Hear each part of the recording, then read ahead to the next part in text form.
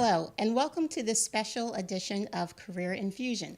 I'm your host, Tracy Kane Lofty.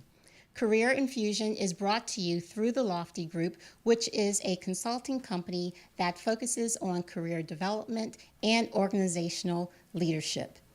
As such, the premise of the show is to help you, our viewers, to pursue your professional career goals and to find your passion. Today, I am very, very delighted to be able to interview Brian Walton. Brian is a nationally acclaimed motivational speaker and educator. During the segment today, he'll talk about his journey to become a motivational speaker, and he'll also provide you with tips on basically how to find your passion, how to assess your skills, and how to make a profit. Basically to identify skills that will assist you in making a profit from businesses you may be interested in launching. Brian Walton has distinguished himself as a rising star among motivational speakers. His message of achieving success through enthusiasm and perseverance through all obstacles inspires and challenges listeners to go beyond what they thought was possible and to achieve their dreams. Success is not a goal, but a lifestyle, he says, when referring to the change in mindset and behavior that must occur for people to move from wanting success to being successful. His entertaining style and engaging demeanor are part of the formula that has propelled him to a legacy of success in the fields of education, business, and entertainment. A 1995 graduate of the University of Maryland, he began teaching in the Prince George's County Public School System in 2001. In 2007, he was selected as a Fulbright Fellow and was one of 12 teachers to travel to Ghana in West Africa to evaluate and make recommendations for improvements in that nation's educational system. In 2010, he was nominated for Teacher of the Year in Prince George's County, which is in Maryland. Mr. Walton was also an on-air participant in the 2010 Education Town Hall with Secretary of Education Arne Duncan on Sirius XM's Politics of the United States channel, broadcast to more than 22 million subscribers. In 2009, he founded Red Carpet DC, an entertainment media firm specializing in event planning, content development, and marketing. It has grown to become one of the major players in the Washington, D.C. area arts and entertainment scene, boasting partnerships with major arts organizations, top performance venues, and local universities. As a motivational speaker, Mr. Walton is a noted expert on personal development, teacher professional development, and church security expertise. And in that position, with the church security expertise, that was actually for a church that had a membership of more than 15,000. Mr. Walton is a highly sought-after master of ceremonies and corporate trainer, having spoken for many organizations, including the Miss Black USA pageant and the National Society of Black Engineers National Leadership Institute. He completed his master's degree in education in December 2012 from the University of Maryland and currently serves within the San Jose Unified School District as the District Intervention Instructional Coach. In his current role, he is responsible for developing and presenting district-wide training for teachers and administrators. Welcome, Brian. Good afternoon. Okay. So, Brian, you serve as a motivational speaker and you are highly sought after. So if you could tell our audience some of the topics that you focus on when you serve as a speaker. Okay. There are a variety of topics that I speak on, but it usually falls into three categories. The first category being business development, which is often giving people advice, whether they're starting a new business or they're looking for growth in the business that they already are managing. I also do speaking for personal development, which is really at the heart of the business development. You have to do both hand in hand. but I also speak on education issues because of my background, as well as church and school security. Those are issues that are, very important to me. Right, right. Okay. Before we get into the more specifics regarding your speaking and also tips you can provide, we're going to just take a quick break and we will be right back.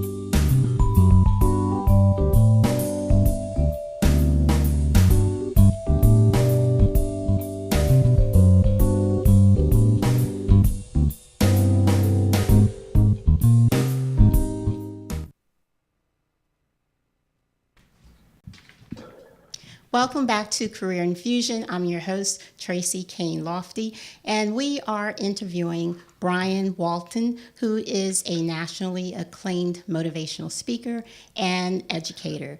So Brian quickly told us about some of the areas that he focuses on, but Brian, I also would like to know what actually motivated you to become a motivational speaker?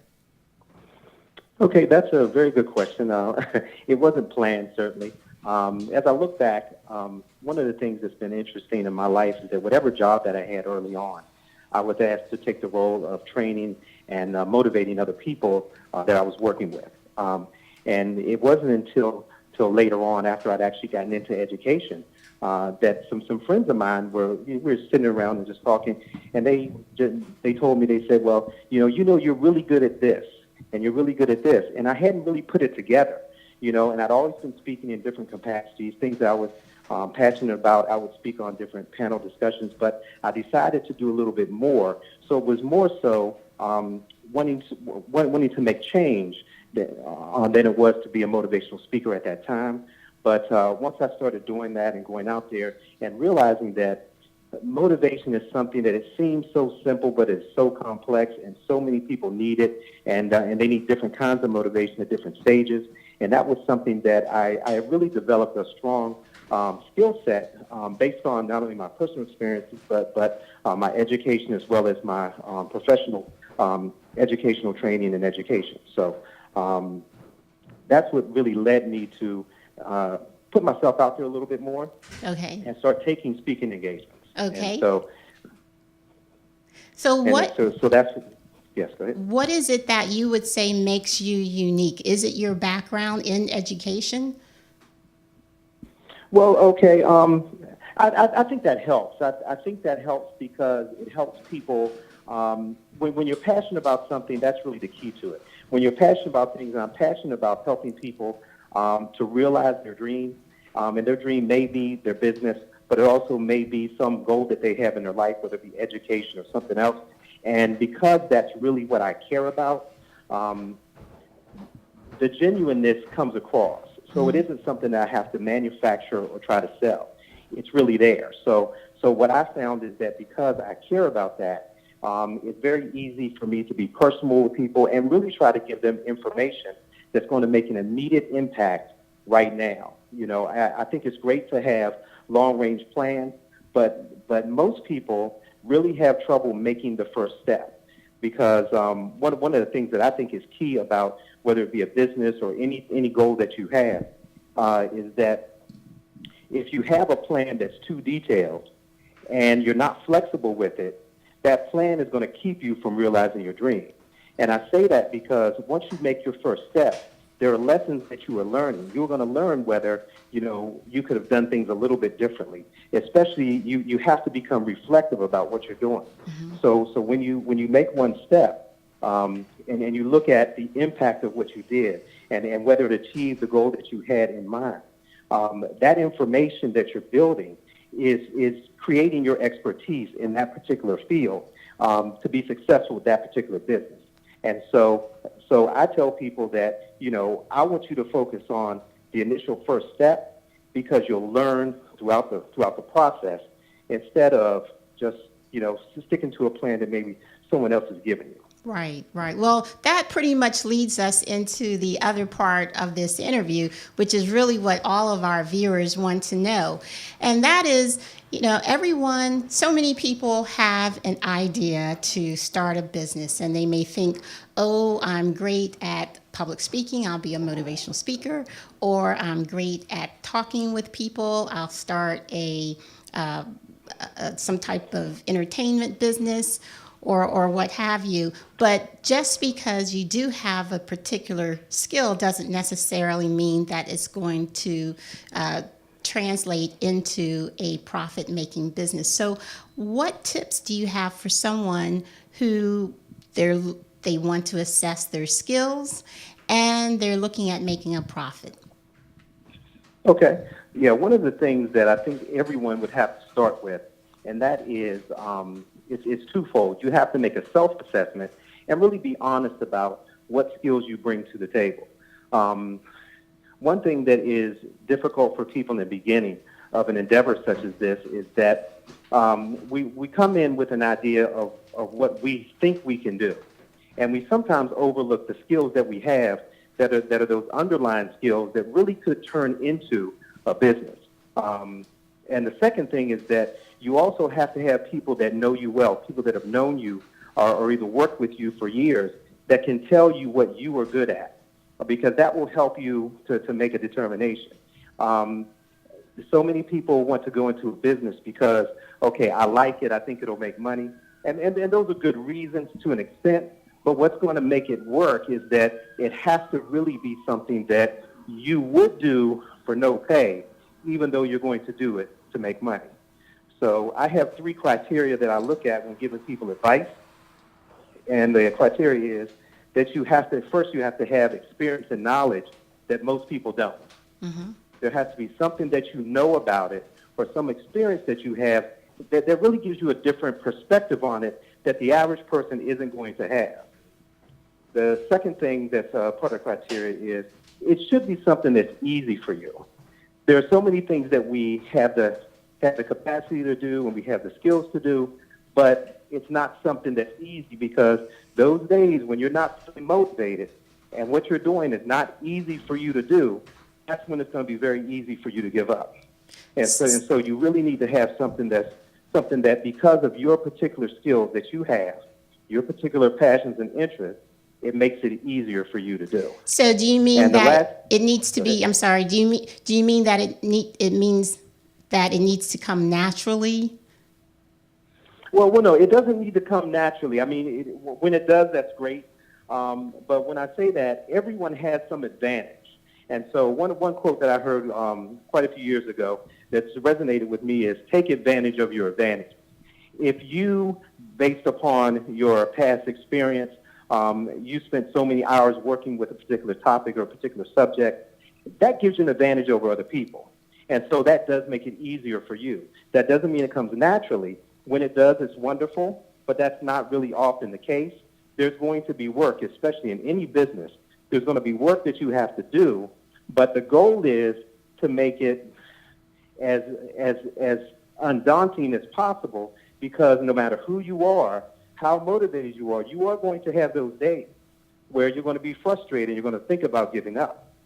And so it's important to make sure that the task you're doing is something that is not too difficult for you to do on a daily basis. Okay.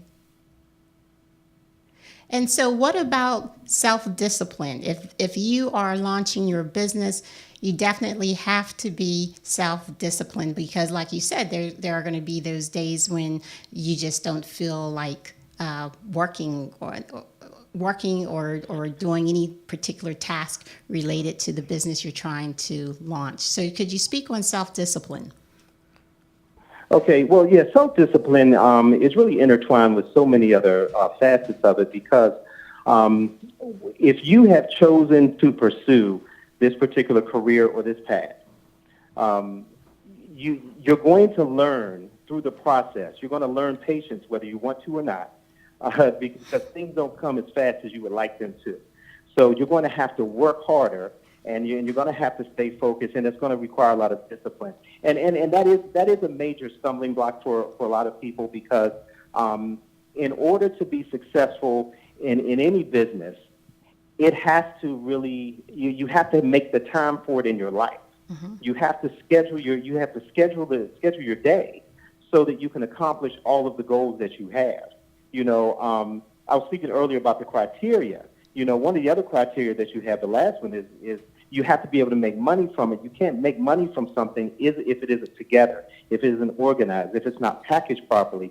And those are things that come down the line because you put in the work to make it happen. So one of the things that I would say about self-discipline is that you really have to start thinking about your life in a different way in order to achieve the goal. That doesn't mean you push friends and family away. It doesn't mean that. It just means that you start to take more stock of what you're doing with every minute of your day. Mm-hmm. And if you can plan out your day a little bit better, you'll find that you'll have time to do the things that are important, and you can stick with your priorities, whatever those may be. Okay.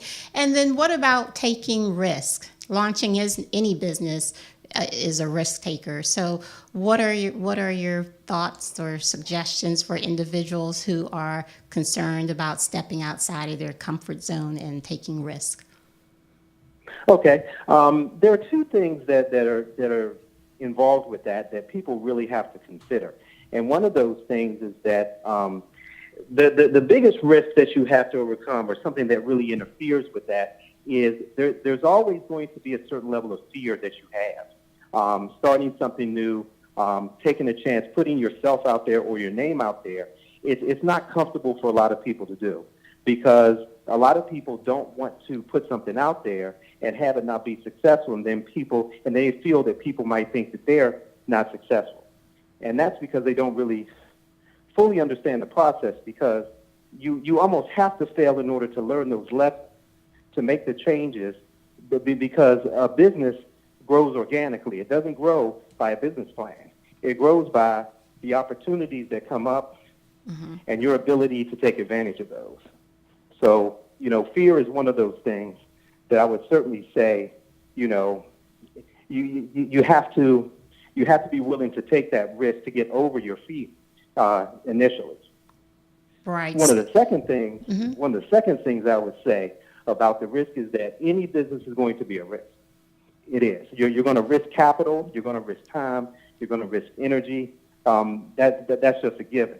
But one of the things that I tell people when they have a business idea is to make sure that you have some advisors, so that if you know that your idea is a good idea, mm-hmm. it's feasible, it's going to help people, then it's worth doing.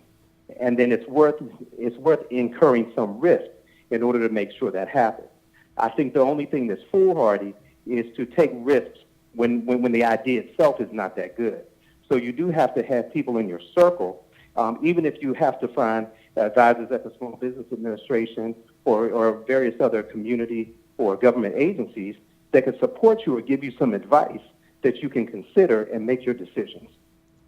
Right. So you've mentioned about having advisors and about possibly communicating with the Chamber of Commerce, but it's really important for any business owner to network and to belong to professional organizations. So speak just a little bit more about the importance of networking. Oh yeah, it's really a lifeblood of the business in a variety of factors. First, when you're in the startup phase, even if you have experience, you have to build alliances with other people in order to develop your customer base, in order to develop expertise about information or get best practices. So it's always good to have a network of people that are in the field in order to make sure that you're staying on trend, which is important. But another factor is really making sure that you are connecting with the resources that are out there. I think a lot of people that start small businesses or businesses that are even scaled as corporations, if you don't take advantage of what's out there, you'll begin to struggle unnecessarily. And there are a lot of organizations, whether it be the Chamber of Commerce, whether it be, government agencies, organizations, that can help you in a variety of different ways. Sometimes it's just helping you learn how to publicize your business, how to structure it, whether it be, your filing, whether you're going to be a sole proprietorship, an S corporation, or so forth. You need to get that information, so you have to build those networks and those alliances. And those relationships often spawn new business because there are going to be people that don't deal in the type of commerce or business that you do, and they'll come across people that are looking for that. And if they have that relationship with you, they'll pass that business along. So it's a very wise thing to do, to network as much as you can. Okay. And then part of your motivational technique, I'm sure, is to help people get over procrastination. And so many people say, oh, I'll do it tomorrow.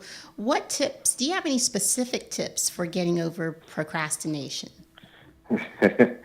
Unfortunately, I have quite a few because I was a procrastinator, and I had to learn. That if you really truly want that goal, you really have to do something right now in the moment. And in the next moment, there are things that you can do to help further it. One thing that I tell people all the time is that an action plan is much more valuable than a business plan. In that you have to have a business plan, a structure where you're going with the business. But what's more important is, what are you going to do today that's going to advance your business in some way? Because if you're telling people that, yes, I want to start this business and I want to be successful, and they ask you, well, what have you done today for the business? And you can't say anything, they would have to question how serious you are about that business. So procrastination is something that can be overcome a little bit more easy over time. But the first step is to develop an action plan where you actually map out, today I'm going to accomplish this for the business. It might be phone calls. It might be developing a website. It could be, but it has to be something that pushes you forward, because every day needs to get you closer to your goal. Okay. Now, with your background in education, I'm sure you have a lot of knowledge with assessment and assessing individual skills, knowledge sets. How can an individual pretty much assess their own skills to identify their strengths and weaknesses?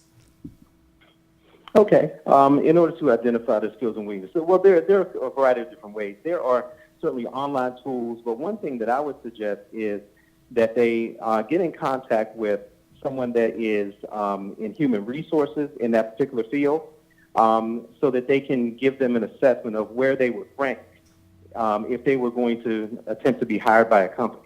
I think that's a very valuable tool, whether it be a human resource professional or a headhunter of some sort, someone that actually helps with pairing clients with open job positions, because they're very familiar with the skill set that people are looking for a particular industry.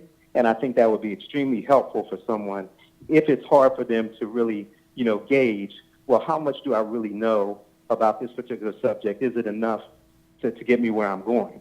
But one thing that everyone has to keep in mind is that whatever you're doing, you constantly have to go through the process of learning. And you always have to be an expert in your particular area, regardless of how successful you are, because you want to make sure that you are ahead of the trends instead of behind them. So that's what I would say. Okay. You've spoken about the importance of having an action plan and a business plan. And I'm just wondering, what do you think is the main reason for businesses failing? Cool. Okay, that's a great question. I've pondered that question quite a bit over the years.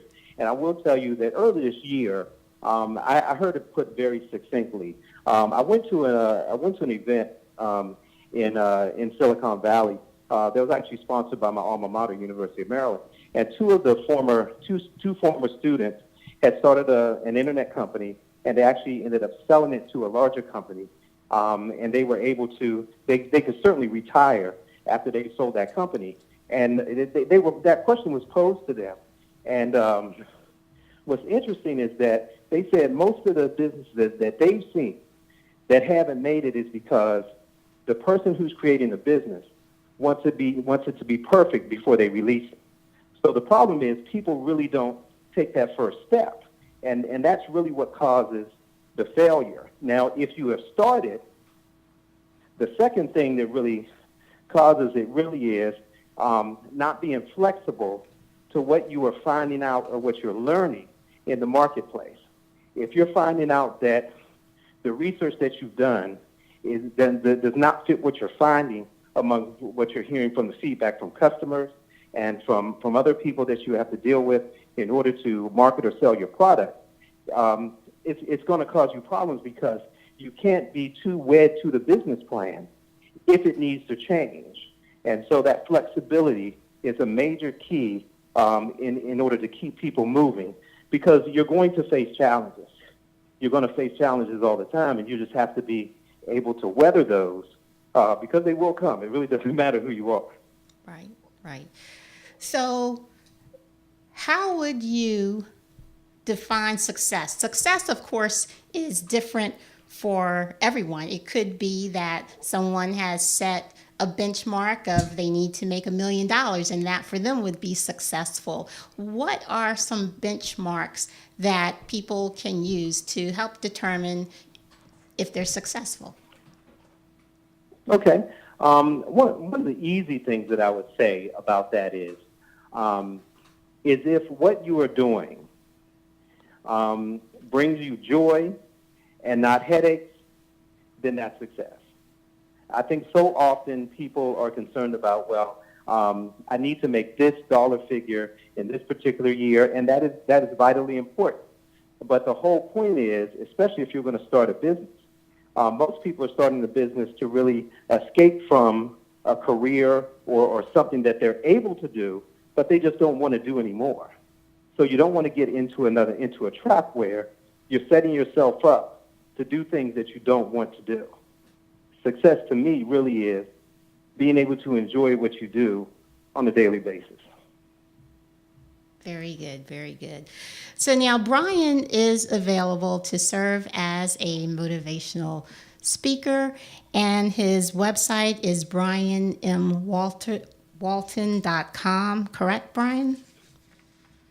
Yes, that's it. Okay, and his email is brian.walton.dc@gmail.com, and he is available to serve as a speaker for organizations, universities, major businesses, etc. Brian, before we close, are there any last words of wisdom that you would like to share? Yes, certainly. One of the things that I would like to say is that, one of the things that I come across quite a bit is that I'll run into people who have come up with an idea and they started working on it and they get to the point where it's not growing the way they would like to. And so they're considering giving it up.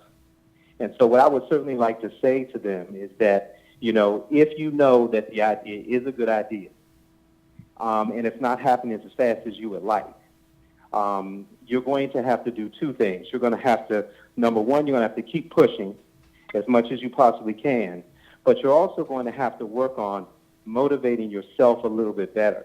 one of the things that I tell people to do is create a scrapbook of the things that you have been successful with throughout your whole life. It can even start from certificates and awards that you got in elementary school, but bring it all the way up, because you need to have something to remind yourself of how successful you are and can be, especially in those moments where it's frustrating. Everyone has that negative inner voice that can discourage you sometimes, and we don't always have people there to be a cheering section, so we have to learn how to motivate ourselves.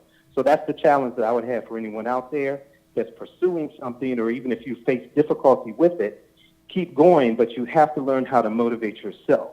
You have to be your own best cheerleader. Okay. Thank you, Brian. And again, that's brianmwalton.com, and that's spelled BRIAN M as in Mary, WALTON as in Nancy.com. brianmwalton.com. This concludes this episode of Career Infusion.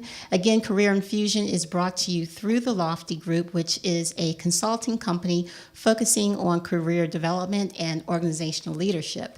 If you would like to have a representative from the Lofty Group to present to your organization, you can reach us at theloftygroup.com.